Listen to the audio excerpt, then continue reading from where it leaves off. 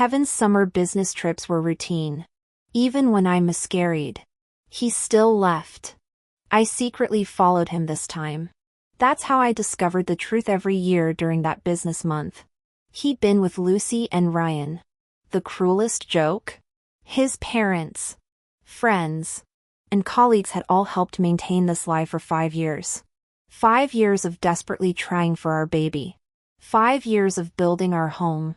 For what? At the airport while waiting for Kevin, I noticed them first. Lucy had that soft maternal glow, her gentle eyes crinkling when she smiled. Ryan clutched her coat, staring at my bag charm the threadbare stuffed monkey Kevin bought me in Maui. When the child tugged it, the outdated music box inside wheezed. "Sweetheart, that's the ladies," she murmured, pulling him close. "Daddy will get you one when he comes home." Ryan glared at me with unexpected defiance, still eyeing the toy. My hand automatically went to my flat stomach. I should have been 6 months along now. Kevin had booked his work trip tickets the day after my DNC procedure.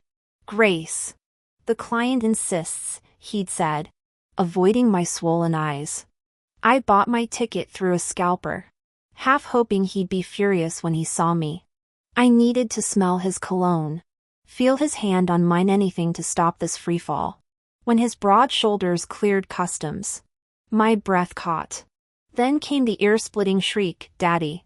Ryan rocketed into Kevin's arms as he effortlessly scooped him up, his other hand already intertwining with Lucy's.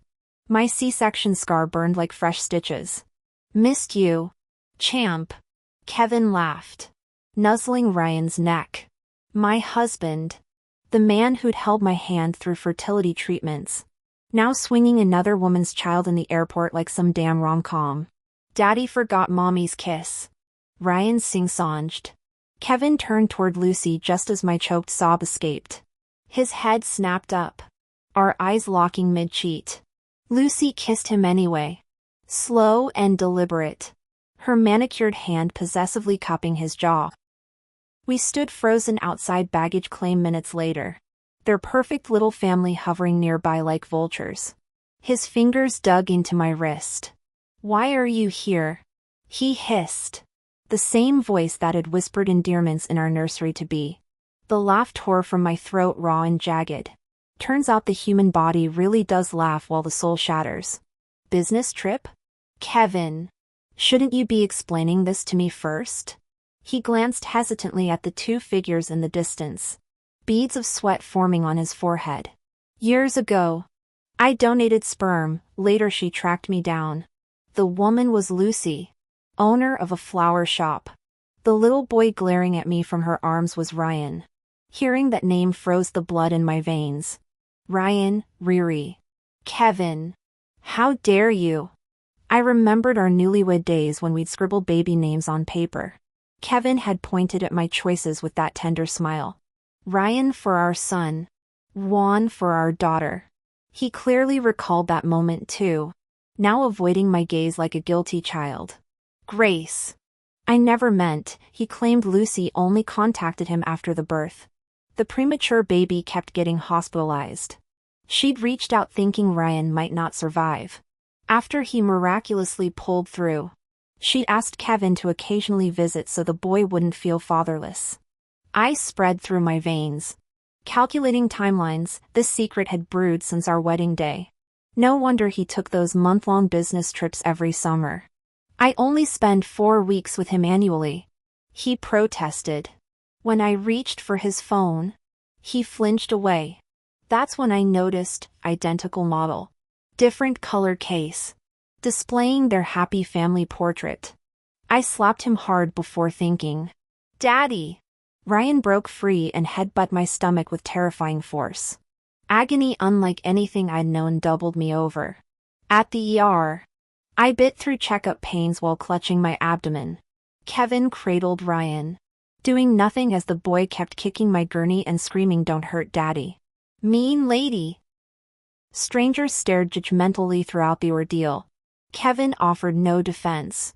Lucy finally carried her shrieking son outside, returning minutes later with dawning recognition. Both adults maintained their charade of anonymity. When the doctor prescribed bed rest, Kevin tried helping me up. I slapped his hand away. His expression darkened as he told Lucy, "Take Ryan home. I'll handle this." That single sentence shattered my last shred of hope. Lucy lingered, pleading with tearful eyes. "I know this hurts, but we only wanted Ryan to have childhood memories with his father. We agreed to tell him Daddy works overseas, visiting every summer." She was about to kneel down as she pleaded, "I'm begging you. Don't say anything to the child." Curious gazes from other patients and family members in the hospital room shifted between us. Someone muttered, "Is the one in bed the mistress?" How shameless. Kevin just furrowed his brows without offering any defense. Watching Lucy's pitiful demeanor, I understood why the room sympathized with her. This was my battle to fight. Sitting upright, I pried her fingers off the bedsheet one by one. "We've been married 5 years. How old is your son?" The room's needle-sharp stares immediately turned toward Kevin. Lucy had already slumped to the floor, trembling, pulling out my fore. I swayed momentarily upon standing. True growth comes from utter despair. I never imagined I could be this fierce. For 5 summers. You've taken month-long business trips even right after my miscarriage. All this time hiding a whole child? Since when did you become a time management guru? Kevin? My glare shifted to Lucy. You picked from a sperm bank, then show up here claiming innocence? What about publicly kissing a married man? My voice rose. Who knows what other schemes you've hatched behind my back? Grace! Kevin's sudden outburst shocked me. The man I'd loved for 8 years now shielded another woman. Lucy never wanted to compete. We're doing this for the child. His audacity choked me. Cradling his mistress. He crooned, "It's only 1 month each year. My whole life belongs to you otherwise." Lucy added meekly, "When Ryan turns 18, we'll explain everything."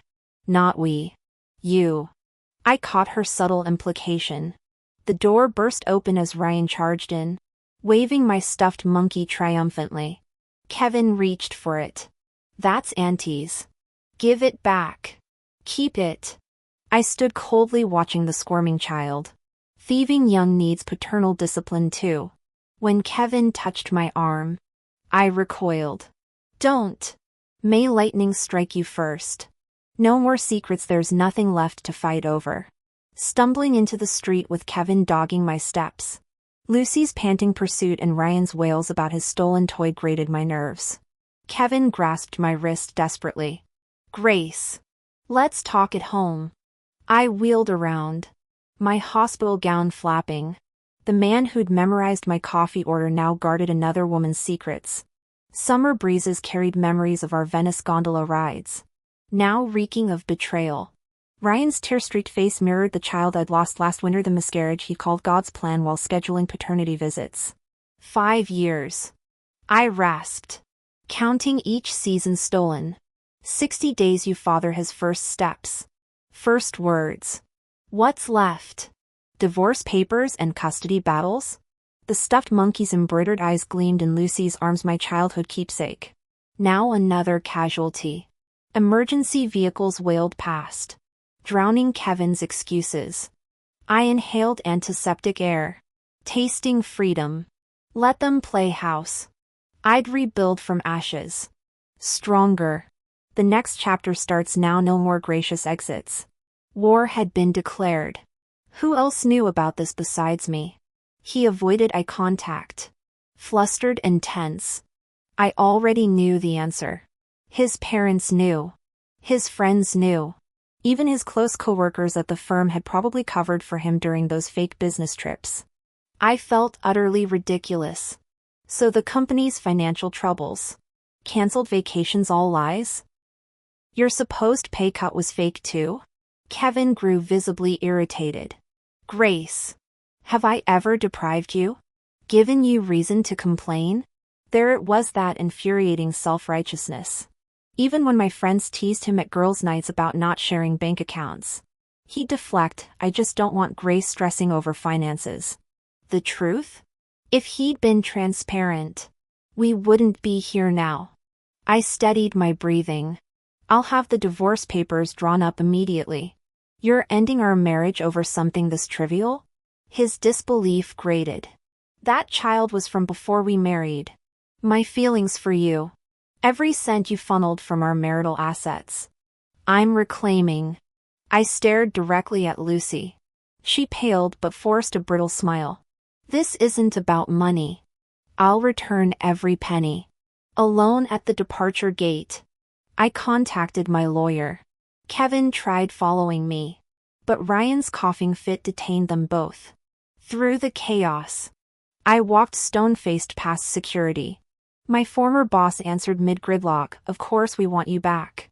Gratitude clogged my throat. 6 months ago, Kevin convinced me to quit for fertility treatments. The miscarriage left me shattered while he remained detached. Like we hadn't lost our longed-for child. At arrivals, best friend Mia engulfed me in a tearful hug. Her husband Zachary, our mutual friend and now my attorney, stammered explanations I truly didn't know. Of course Kevin feared Mia's wrath. She'd warned me about his manipulative charm since we started dating. Told you his Mr. Perfect act was bullshit, Mia muttered, pounding my back as we drove home. My phone lit up incessantly. Kevin. His parents. The Grant's dynasty meant nothing now. Only the Long family's dirty secret mattered and my reclaimed future. Grace stormed into the room and slammed her phone down. Unless it's about the divorce, don't bother. Exhaustion weighed on me like never before. During my miscarriage, Kevin's parents had tearfully comforted me.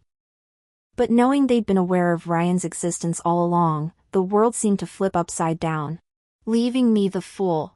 Wait, a sudden realization chilled me to the bone. I gripped Grace's hand tightly.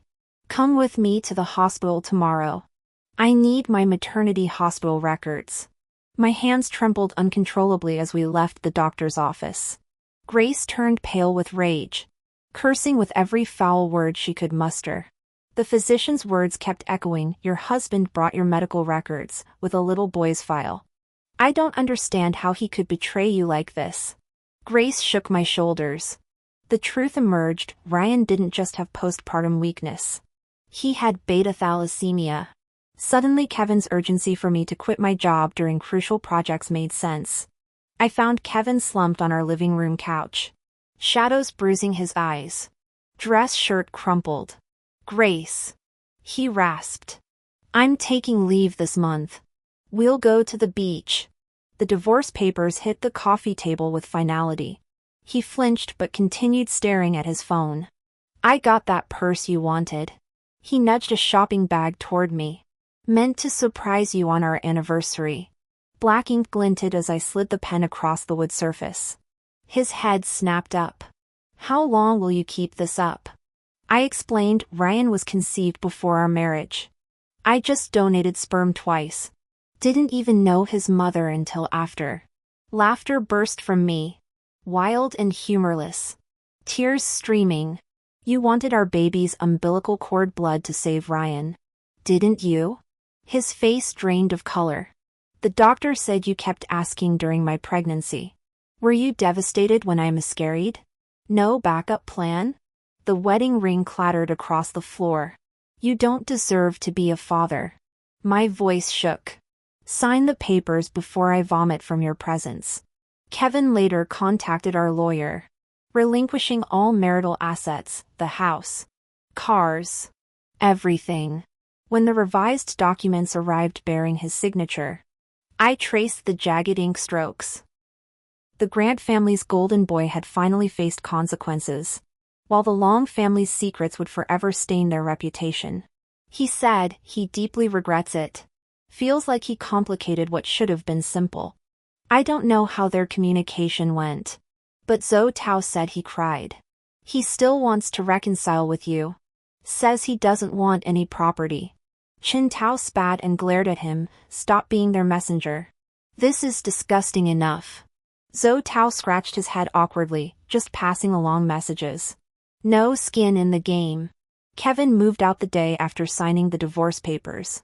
He bombarded my phone with texts when leaving. After I'd hung up on his call. I know you don't want to see me. Staying at a hotel near the office. Please move back home to recover properly. I won't rest otherwise. The cord blood thing wasn't intentional. She mentioned it. I casually asked the doctor. Grace. I've always been excited about our child. That never changed. I deleted them all. Even having those messages in my phone felt degrading. News of our divorce spread like wildfire. His parents showed up at my parents' doorstep with gifts first. Apparently acting humble. My mom chased them off with a broom.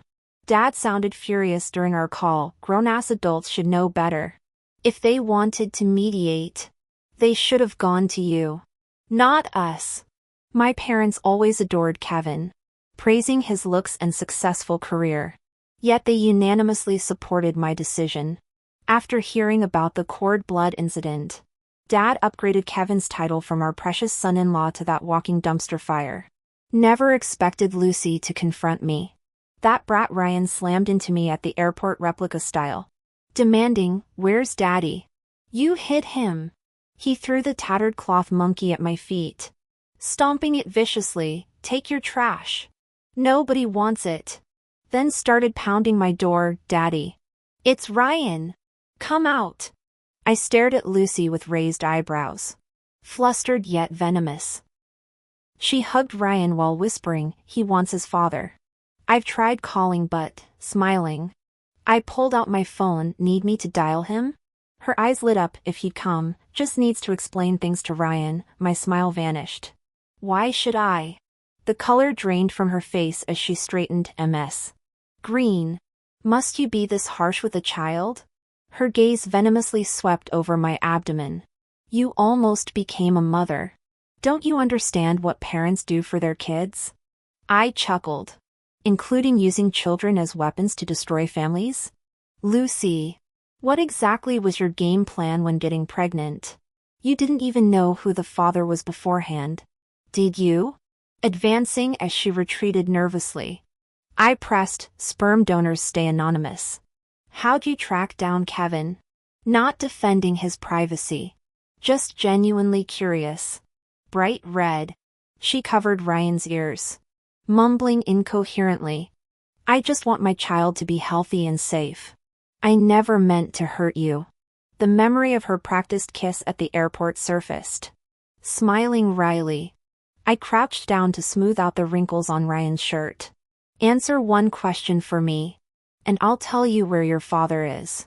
Ryan brushed off his mother's hand, mumbling suspiciously. "Really?" When I nodded, I asked, "Tell me, where did your dad sleep during his visits?" Lucy reached to cover his mouth too late. "With my mom." "Of course," Ryan declared, chin lifted defiantly. Chuckling, I tapped the speakerphone button. Kevin's panicked voice crackled through. "Grace, let me explain, it's not what you think." "Daddy!" Ryan shrieked, lunging for my phone. "It's me. Where are you?" When I held it higher, he kicked my shins. This time, I didn't indulge him, yanking his collar back.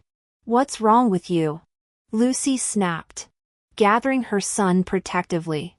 "Come collect your child from my doorstep." I told the phone coldly. "One more visit from her, Kevin, and everyone will know about your secret family." The lock beeped open as Ryan's wails crescendoed behind me. The door slammed shut on their chaos. Kevin never showed. His parents came instead, knocking with increasing urgency while I blared the TV over sizzling ramen. By the time the commotion died down, my dinner companions were roaring with second-hand outrage. "Pathetic," Tina scoffed. "Sending mommy and daddy to clean up his mess?" After confirming my new job start date, I stood before the walk-in closet. Rows of Kevin's untouched suits gaped back. He'd only packed 2 outfits, perhaps clinging to reconciliation hopes. I photographed the wardrobe and texted frowny face, "Collect your things tomorrow or they're trash." The typing bubbles pulsed for hours. His eventual reply came as I towel-dried my hair. Frowny face, honey. I never wanted to hurt you. Below it glowed a new contact request. Frowny face, if you were truly happy, he wouldn't keep coming back to us. I screenshot the message and posted it publicly. Tina's old words echoed, some men reveal their true colors during breakups. By morning, my socials had exploded. Former classmates I hadn't spoken to in years flooded the comments. Frowny face, never thought you'd be the one whose marriage imploded. He chased Grace so relentlessly, this is how he treats her. Kevin's insomnia showed in the pre-dawn message stack. The top one still read, Frowny face, honey. I never wanted to hurt you. It's like someone stabbing you repeatedly, then claiming innocence about the pain, blood, and mortal danger.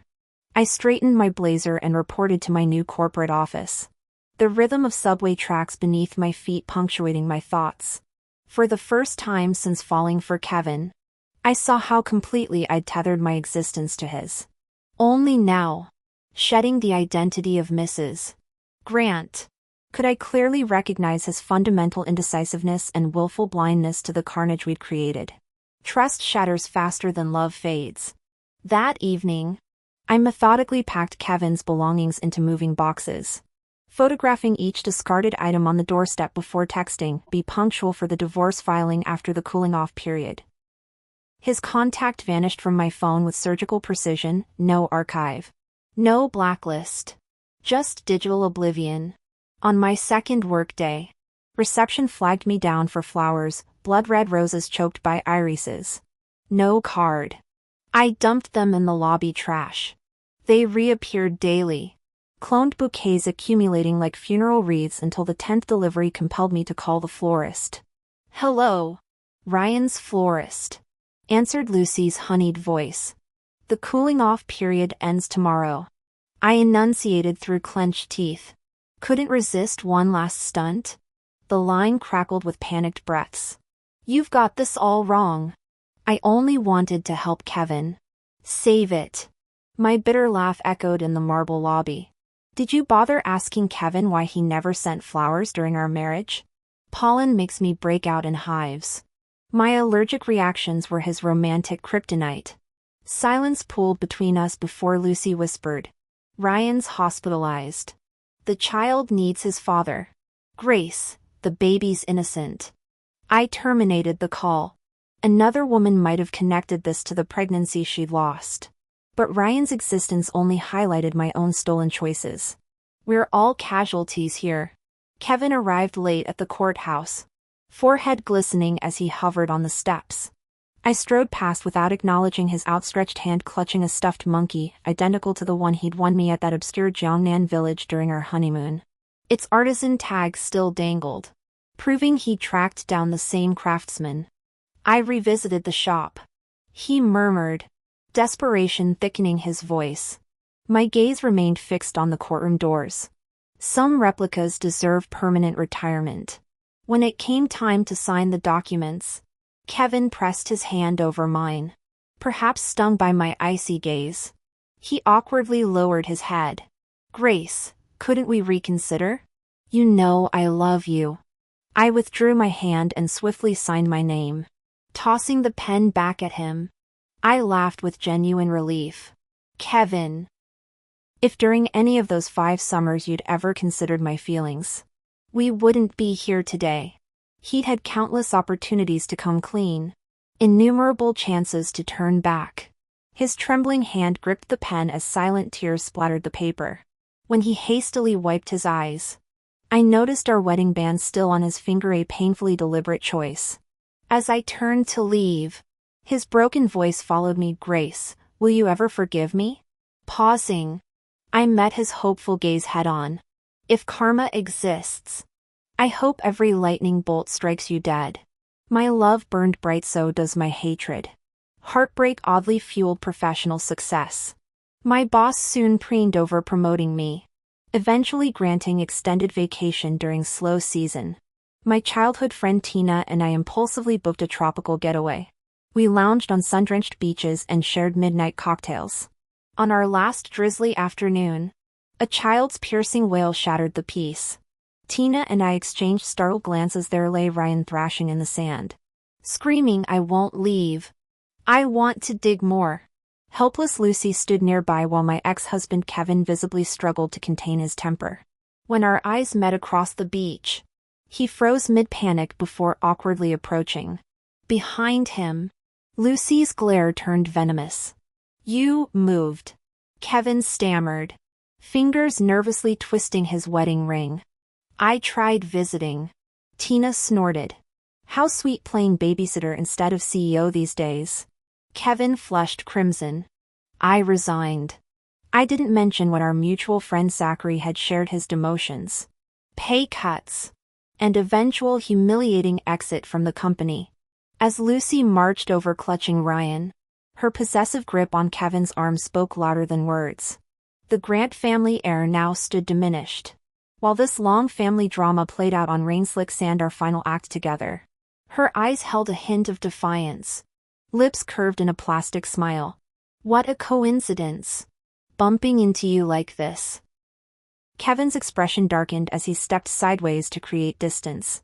The forced smile immediately slid off Lucy's face, her gaze toward me sharpening with renewed hatred.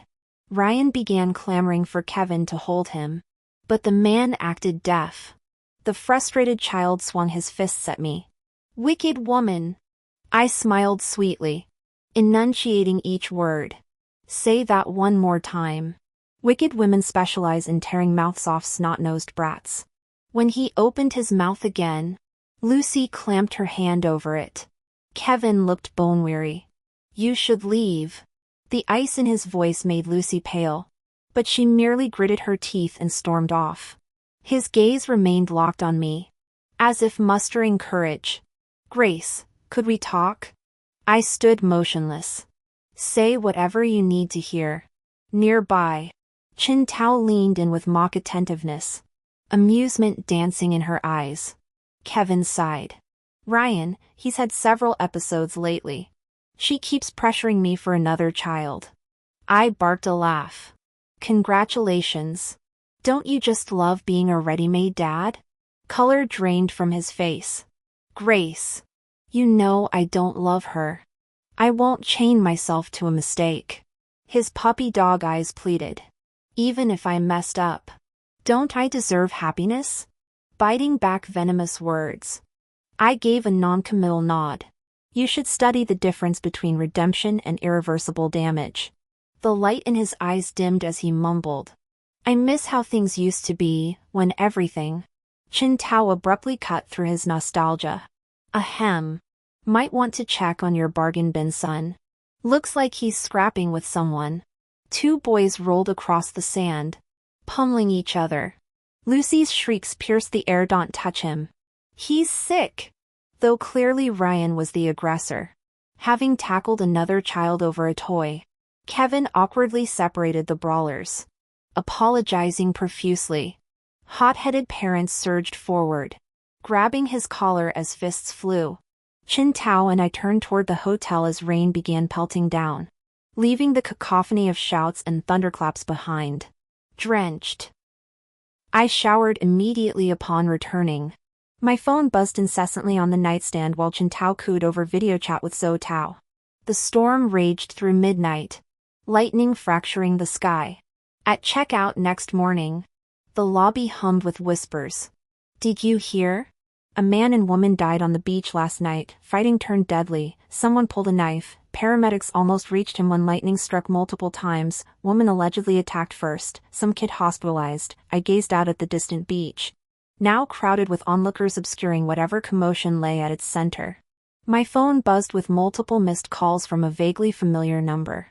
Without dwelling on it, I checked out of the hotel and hurried to the airport with Chin Tao.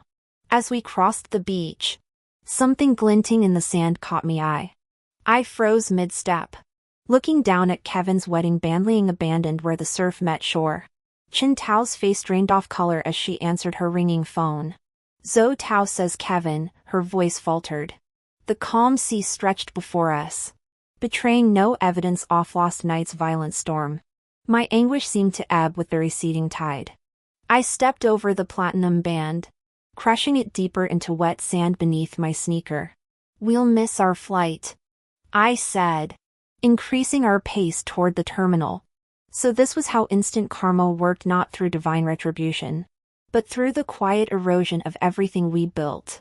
Grain by grain, wave by wave,